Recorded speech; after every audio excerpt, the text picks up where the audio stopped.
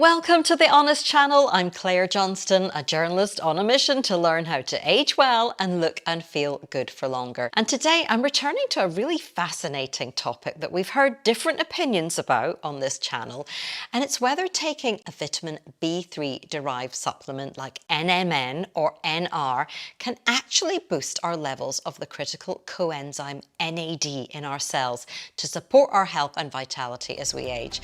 Well, together with my 80-year-old parents, I've been taking NMN, which is nicotinamide mononucleotide, for 11 months. And along the way, we've had 3 blood tests to check our NAD levels, and they've delivered some really surprising results. So today, I want to share our experience of taking this supplement over a longer period of time, and with everything we now know and understand about NMN, whether we're going to continue to take it. Well, back in February, I interviewed Dr. Elena Serenova on this channel, who has a master's in translational neuroscience and a PhD in stem cell biology, which is the study of how the body cleans out old cells in order to generate newer, healthier ones. And she explained how her own PhD research, as well as that of high-profile scientists, including, of course, Harvard Medical School professor Dr. David Sinclair, had convinced her that it's possible to boost our levels of NAD, the coenzyme present in every cell in our bodies, using NMN. NAD provides fuel for our mitochondria to function, and mitochondria are often referred to as the powerhouse of our cells and are essential to our health, energy and longevity. But our levels of NAD decline with age, and the theory is by boosting it, we can improve our cell function and reduce some of the negative effects of aging. NMN is derived from vitamin B3, and there are other vitamin B3 derivatives out there, including nicotinamide riboside, or NR, and niacin. And as a group of related supplements, there is quite a bit of debate in the scientific community about which one most readily converts to NAD in the body, with some suggesting one is better over another, others saying they do much the same thing, and others questioning whether supplementing with a B3 derivative would have much of a beneficial effect at all. Well, Dr. Elena made a compelling case for the use of NMN and some of the results we could expect to see from it. So the reason why NMN is such an essential supplement is because it actually boosts the levels of what we call NAD in the bodies. And this is an essential regulator of human metabolism. It is basically implicated in over 300 functions in the cell. So it's either needed as a substrate for other proteins to do their job, for example, such as what we call sirtuins or PARPs. So those are called by some people the longevity genes. They are responsible for DNA repair. So they are responsible for epigenetic regulation. For all of these processes, we basically need sirtuins. Sirtuins cannot perform their function if there is no NAD in the cell. So NAD acts as a substrate for the sirtuins to come in and utilize it and do all of these processes for us to have healthy cells. Studies have found benefits with doses as low as 250 milligrams of NMN a day up to a maximum of around 1,200 milligrams a day. Proponents of NMN, including Dr. Elena, who founded her own company selling NMN and other longevity supplements, cite a multitude of studies, but they're mainly on mice or rats. The studies concluded that boosting NAD levels with NMN led to improved insulin sensitivity in diabetic mice, restored gene expression linked to circadian rhythm, which in other words improves our sleep, and found a reduction in inflammation and oxidative stress, both cornerstones of aging. It was also shown to suppress age-related weight gain in mice, protect older organs and improve cognitive function, and increase their endurance levels in exercise. And it was found to have restored the number of blood capillaries and capillary density to those seen in younger mice and resulted in increased blood flow to the muscles, with significantly greater exercise capacity in the treated mice compared to untreated mice. The human clinical trial results have not been as dramatic as those seen in mice, as was set out by Dr. Brad Stanfield on this channel recently. So Dr. Stanfield is a New Zealand-based physician with an interest in preventative medicine and who's gathered a big following on YouTube for his work. He pointed out in my recent interview with him that there's a human observational study that took muscle biopsies from older adults who exercised, older adults who didn't exercise, and compared it to muscle biopsies of younger adults. And what they could see is that the older adults who were exercising, their muscle NAD was roughly similar to younger adults. So it may just be that through a great diet and regular exercise, our NAD levels will be absolutely fine and that we don't need to do anything about them in terms of adding in supplements. And that's kind of the camp that I sort of fall into. I'm looking at the nicotinamide riboside or NR studies, looking at the NMN or nicotinamide mononucleotide studies in humans. I'm yet to be convinced that there's any true benefit from taking those types of supplements. So I think the jury's still out, particularly because, again, just through exercise, it seems, we can maintain healthy NAD levels. It's also worth noting that the availability of NMN as a dietary supplement is currently restricted in the US, where it's being investigated by the FDA for approval as a possible prescription drug. Human trials are ongoing, including an interesting one that's being conducted with the US military to test its impact on performance.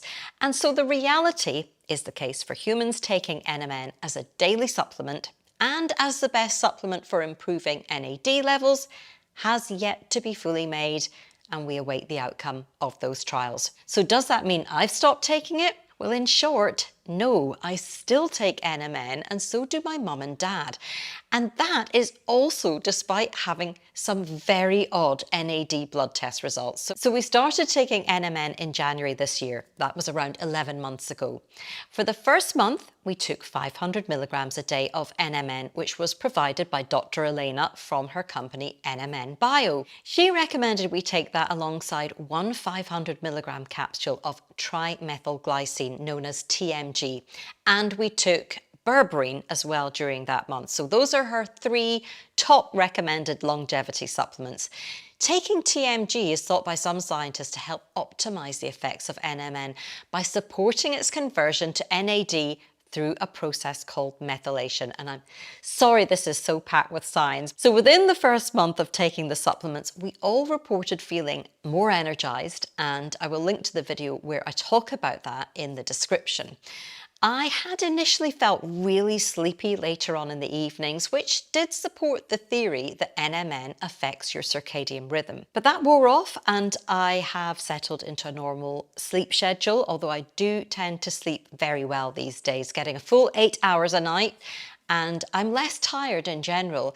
In the early days, I also felt my concentration and therefore my productivity improved, and I noted that I didn't feel the need to rest much at all during the day. All those benefits have held up. Early on, my dad also reported improved arthritis symptoms, and within a month of taking NMN, he found it easier to walk downstairs, whereas before, he was feeling quite a bit of arthritic pain in one of his feet.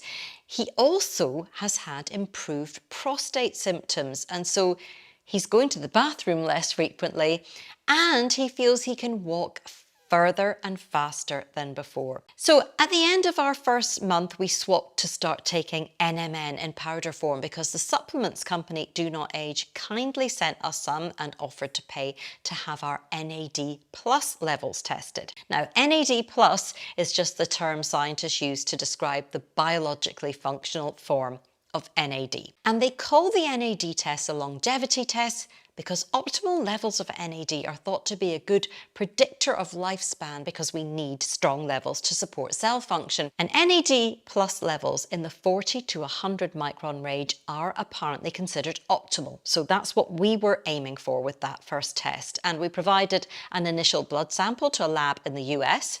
And that round of initial tests in March showed that I was just under the optimal level at 39.3, and my dad was a few steps behind me on 35, and we were considered slightly suboptimal for cellular NAD levels. My mum, on the other hand, was in the optimal range, Now, she has mobility problems and is a little less active than my dad and I because of a curvature of her spine, although she is otherwise fit. But we were a bit surprised that as the oldest, she came out with the highest NAD levels, and we did wonder if it was because my mum has a bi-monthly vitamin B12 injection on medical grounds, because she eats the same diet as my dad, so that was the only major distinguishing factor that we could see. We all continued to take NMN over the next few months at 500 milligrams a day and retested in July to see if our levels had increased. These test results had us reeling because while my mum remained roughly the same in the optimal range,